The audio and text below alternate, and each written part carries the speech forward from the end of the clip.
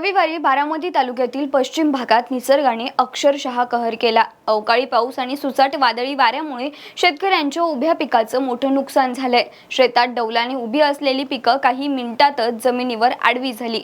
अनेक ठिकाणी मका, बाजरी, भाजीपाला आणि इतर पिकांचं मोठ्या प्रमाणात नुकसान झाल्याचं चित्र पाहायला मिळतंय। या अचानक झालेल्या संकटांमुळे शेतकरी चिंतेत सापडला असून झालेल्या नुकसानीचा अंदाज घेण्यासाठी प्रशासनही तात्काळ कामाला लागला आहे।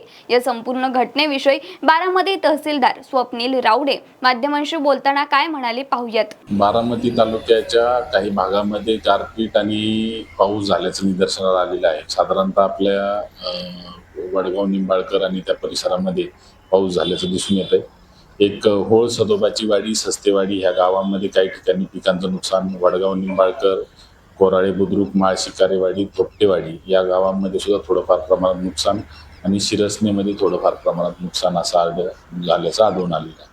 त्यात वादळी वारे, गारपीट आणि पाऊस अशा 3 प्रकारचं नुकसान होतं। त्यात काही शेती पीक, काही फळ पीक आणि काही घरांचं नुकसान अशा पद्धतीचं नुकसान झाल्याचं रिपोर्टिंग आतापर्यंत आलेलं आहे। प्रत्येक नुकसानीच्या बाबतीमध्ये पंचनामे करण्याचे आदेश स्थानिक यंत्रणेला आपण दिलेले आहेत।